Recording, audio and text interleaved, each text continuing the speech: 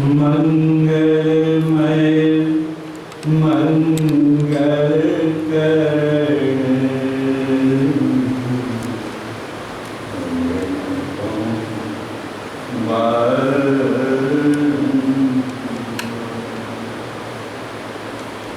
धन्य धन्य सद्गुरु सुखदय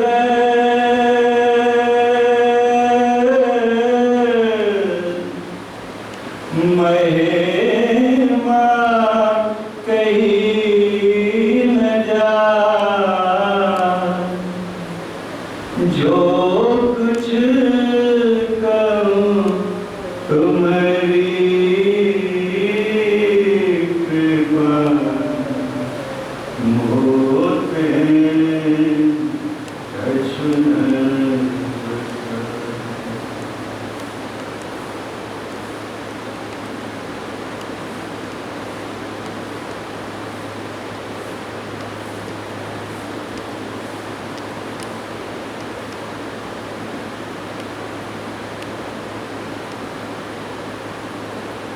बोलिए प्रेम से श्री सद्गुरु महाराज की जय। स्वनिवासस्थ परम पूज्य स्वामी अच्युतानंद जी महाराज के श्रीपाद कर्मों में वंदन। मंचासीन श्रद्धेय स्वरूपानंद बाबा, महात्मा गण के चरणों में प्रणाम तथा समवेत समादरणीय साधक एवं सत्संग प्रेमी वृंद। रामचरितमानस में एक प्रसंग आया है जब भगवान श्री राम मित्रता का व्रत रखने के लिए वृक्ष की ओट में छिपकर वानरराज बाली का वध करते हैं। उनकी मृत्यु का संवाद सुनकर तारा पर मानो दामिनी गिर पड़ती है और वो बाली के मृत शरीर को पकड़कर घोर विलाप करने लगती है। तब तारा को समझाते हुए भगवान श्री राम कहते हैं, क्षति जल पावक गगन समीरा पंच रचित अति अधम शरीर।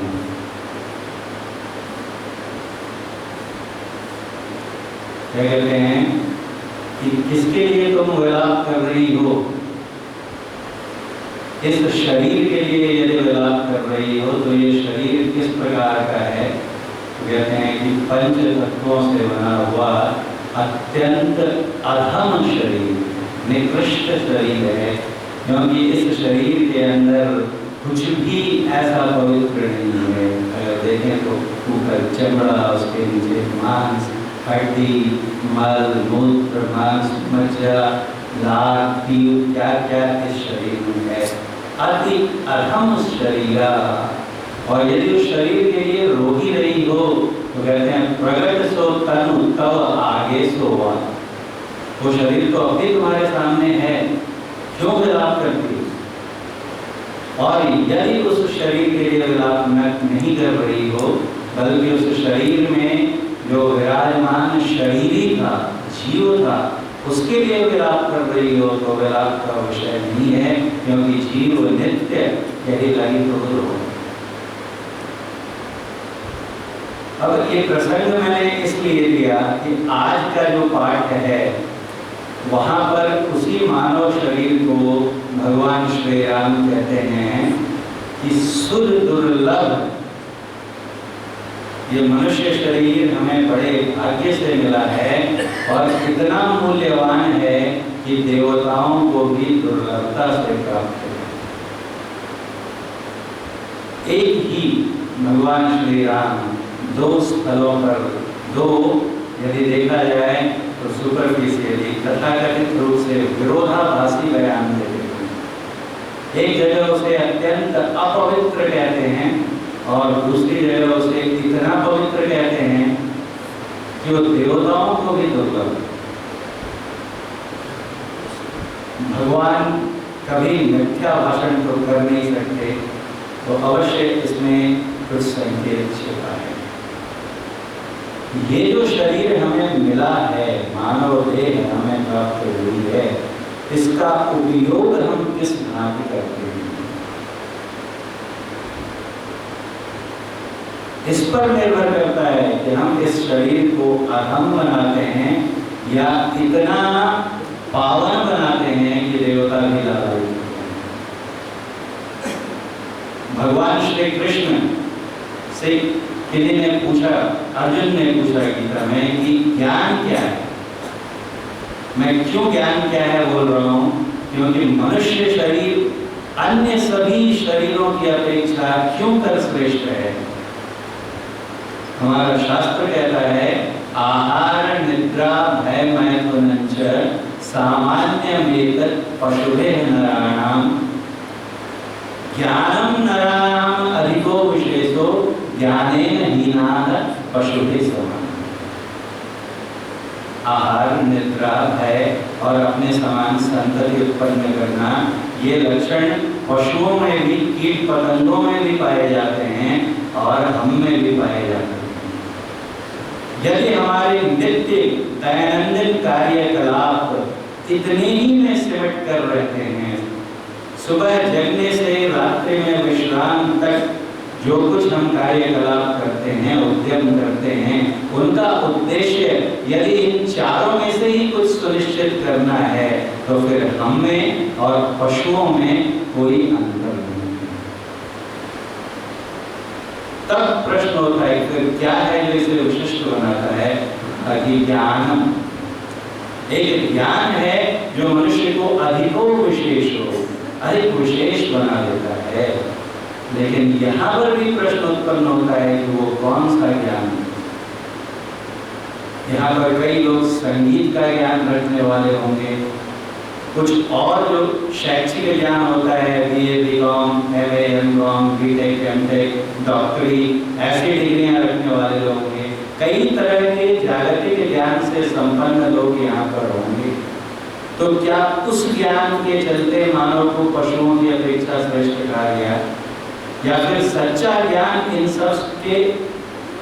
सब से विलग कुछ और ही है। भगवान श्री कृष्ण ने अर्जुन को बतलाते हुए कहा, क्षेत्रज्ञं चापि माम विद्धि सर्व क्षेत्रेषु भारत क्षेत्र क्षेत्रज्ञोर ज्ञानम यत् ज्ञानम मतम मम। कहते हैं कि मेरे मत में यदि तुम मेरा विचार जानना चाहते हो अर्जुन, तो ज्ञान की परिभाषा क्या है। क्षेत्र क्षेत्रज्ञोर ज्ञान, क्षेत्र और क्षेत्रज्ञ का जो ज्ञान है वही सही मायनों में ज्ञान कहलाने लायक है। शेष सब अज्ञान है, अविद्या है। क्षेत्र अर्थात क्षेत्र क्या, तो भगवान श्री कृष्ण ने उत्तर भी दिया है, इदं शरीरम कौन्तेय क्षेत्रमित्यभिधीयते। इस शरीर को ही हे कुंती पुत्र क्षेत्र कहते हैं। तो 31 तत्वों के समुच्चय से बना हमारा ये शरीर क्षेत्र है। और क्षेत्रज्ञ यो व्यक्ति, जो इसको जानता है। कौन जानता है ये मेरा शरीर है। जब हम कहते हैं कि ये मेरा शरीर है, तो ये कौन कहता है। ये जो कहता है कि ये मेरा शरीर है, मेरा मन है, मेरी बुद्धि है, तो वो इन सबसे पृथक कोई सत्ता है। उसे ही कहा गया क्षेत्रज्ञ। और क्षेत्रज्ञ, क्षेत्रज्ञ मतलब क्षेत्र जोड़ ज्ञ, ज्ञ मतलब ज्ञान, क्षेत्र को जानने वाला, शरीर को जानने वाला। और क्षेत्रज्ञ की संज्ञा भी तभी तक रहती है जब तक हम क्षेत्र में हैं। महाभारत में आया है कि प्रकृति के गुणों से जब तक संयुक्त रहते हुए हम जानते हैं, यानी शरीर की सीमा में रहते हुए शरीर को जब हम जान लेते हैं तो हम क्षेत्रज्ञ कहलाते हैं। लेकिन जहाँ समस्त शरीर समाप्त हो जाते हैं, किसी प्रकार का कोई शरीर, कैवल्य शरीर भी नहीं रह जाता है। जड़ और चेतन, अपरा और परा, दोनों प्रकृति के जब हम परे चले जाते हैं तो वहाँ कुछ ज्ञात होने के लिए शेष भी नहीं रह जाता। ज्ञाता, ज्ञान और ज्ञेय की त्रिपुटी वहाँ समाप्त हो जाती है। कौन जानेगा, किसको जानेगा? जानने के लिए दो वस्तुओं का होना जरूरी है, एक जानने वाला और एक जानने योग्य वस्तु, एक देखने वाला और एक दृश्य। कैवल्य प्रकृति के ऊपर जाने पर सिर्फ आत्मा ही बच जाती है। आत्मा कहें, परमात्मा कहें, एक ही बात है। तो वहाँ कौन किसको जानेगा? इसलिए जानना भी वहाँ पर अप्रासंगिक हो जाता है। तब वो सिर्फ परमात्मा की संज्ञा रह जाती है, पुरुषोत्तम की संज्ञा रह जाती है। तब क्षेत्रज्ञ भी नहीं रहता। या यूँ कहें कि क्षेत्रज्ञ शब्द अप्रासंगिक हो जाता है। ये ज्ञान जो है ये हमें श्रेष्ठ बनाता है। अन्यथा विचार कीजिए कि इसी शरीर की एक ऐसी अवस्था है जिसमें सामान्य जन रहते हैं, उन्हीं चार चीजों में उलझे लिपटे हुए। तो उन्हें क्या कहा? ज्ञाने हीना पशु भी समाना। सुर दुर्लभ तो दूर गया, हम पशुओं के समान हो गए। और देव दुर्लभ किसे कहेंगे? तो पाई में जेही परलोक समारा। इस शरीर को प्राप्त करके जिसने अपना परलोक नहीं संवारा। यहाँ परलोक का प्रयोजन क्या? गुरु महाराज ने रामचरितमानस सारसटीक में स्पष्ट लिखा है कि यहाँ परलोक से तात्पर्य स्वर्ग कदापि नहीं हो सकता। परलोक संवारना अर्थात स्वर्ग की प्राप्ति के लिए यत्नवान होना नहीं हो सकता। सामान्य लोग तो इसका अर्थ करते हैं, क्योंकि इसके ठीक पहले भगवान श्री राम कह चुके हैं कि ये सुर दुर्लभ शरीर है। स्वर्ग में जाएंगे तो क्या बनेंगे? सुर बनेंगे। तो सुर दुर्लभ शरीर को प्राप्त करके और सुर लोक में जाने की चेष्टा करना, इसे तो बेवकूफी कहा जाएगा, बुद्धिहीनता कहा जाएगा। और आगे कहा भी है उन्होंने कि पलटी सुधाते सठ विष नहीं। इससे बड़ी सठ कह दिया, मूर्ख, महामूर्ख। तब प्रश्न उठता है, इस मनुष्य शरीर में ऐसा क्या है जो इसे देव दुर्लभ बनाते हैं? यदि हम कहें कि हमें अपने विद्या अध्ययन का बहुत गर्व है, बहुत सारी विद्याएं शोध कर लिए, आइंस्टाइन के समान प्रखर वैज्ञानिक बन गए, तो प्रश्न उठता है कि ज्ञान की देवी कौन? माँ सरस्वती, या फिर जिनका भी उत्सव चल रहा है देश में, गणेश भगवान, उन्हें भी कहा गया है ज्ञान मूर्ति। उनके समान हमारा ज्ञान होगा क्या? हमारी हिंदू वैदिक संस्कृति में तो बच्चे को जब पढ़ाई शुरू करवाते हैं तो वसंत पंचमी के दिन माँ सरस्वती का आह्वान करके पढ़ाना शुरू करते हैं। संगीत कला का हमें यदि अभिमान हो तो संगीतज्ञों से पूछिए जो बहुत अच्छा गाने वाले या गाने वाली हैं, तो कहते हैं कि इनकी जीवा पर तो लगता है कि इनके कंठ में सरस्वती विराजती है। तो बहुत बढ़िया गायक या गायिका हो, क्या कहते हैं? जिन पर सरस्वती की विशेष कृपा है। यानी संगीत ज्ञान में हमारा देवता हमसे कई गुना श्रेष्ठ हैं।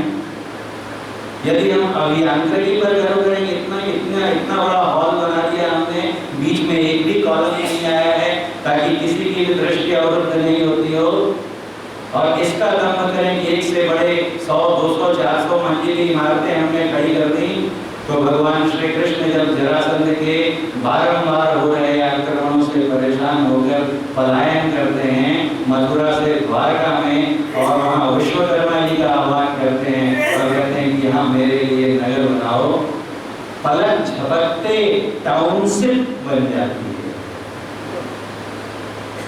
इस एक मकान को हमने बनते देखा है। जब ये बनना शुरू हुआ था तब से मैं यहाँ पर ज्ञानागार शिविर में आ रहा हूँ, साल के ऊपर लगा, और पूरा का पूरा शहर विश्वकर्मा जी ने पलक झपकते बना दिया। तो हम बड़े इंजीनियर या वो बड़े इंजीनियर? विचार करके देखिए, आयुर्वेद के डॉक्टर अपने आप प्रतिमा रखते हैं, क्योंकि उनसे वो प्रेरणा प्राप्त करते हैं कि मैं भी चिकित्सा में सफल हूं। तो इस तरह से आप देखते जाइए, नृत्य करना है नटराज, तो समस्त देवी देवता इन सब बातों में से तो हमसे 100 करोड़ गुना श्रेष्ठ हैं, फिर हम कैसे देव दुर्लभ हो गए।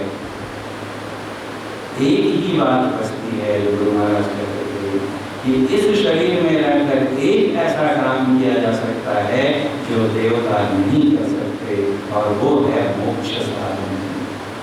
साधन धाम मोक्ष कर द्वारा पाई न देही परलोक समारा। इस मोक्ष के द्वार को प्राप्त करके भी यदि हमने मोक्ष सिद्ध नहीं किया तो हमसे हतभागा और कोई नहीं। इतना सुंदर ज्ञान है। अब देखिए कोई विरोधाभास बचता है भगवान श्री राम के दोनों स्थलों पर दिए गए वक्तव्यों में। यदि हम मोक्ष सिद्धि के लिए प्रयत्नशील हैं, उद्यमशील हैं, तो निश्चित ही हमारा यह शरीर जो है, इसके लिए तुलसी साहब ने कहा स्वर्ग पे करे ठकाल नर्तन दुर्लभ देव को, तो निश्चित ही ये स्वर्ग दुर्लभ है। और यदि नहीं तो फिर ज्ञाने न हीना पशु के समाना, फिर अति अधम भी है। चॉइस हमारी है, क्या बनाना चाहते हैं मनुष्य, और यदि बनना है तो इसके आगे और आता है कि कौन सी भक्ति करनी होगी इसके लिए। तो कहा भक्ति स्वतंत्र सकल सुख खानी, स्वतंत्र भक्ति। अभी जो हम भक्ति करते हैं क्या ये स्वतंत्र भक्ति है? सबकी बात नहीं कर सकता, अपनी बात कर सकता हूँ। जब साधना में हम बैठते हैं तो मन तो दूर, शरीर भी नियंत्रण में नहीं रहता। कभी इधर पिंडलियां दुखती हैं, कभी इधर दर्द होता है, कभी इधर चीटी चढ़ती अनुभूत होती है।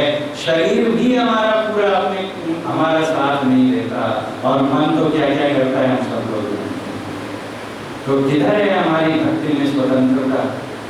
स्वतंत्र मतलब अपना तंत्र, अपना शासन। यहाँ तो शरीर का शासन चल रहा है, मन का शासन चल रहा है, और हम बैठे ध्यान करते हैं, न शरीर से जीत पा रहे हैं न मन से जीत पा रहे हैं। सच्ची भक्ति में पूर्णता कब आएगी? तो गुरु महाराज कहते थे आत्मनिवेदन। असली भक्ति कैसी है? तो गुरु नानक देव जी कहते हैं कि ऐसी सेवक सेवा करे जाका जीव इस आगे धरे।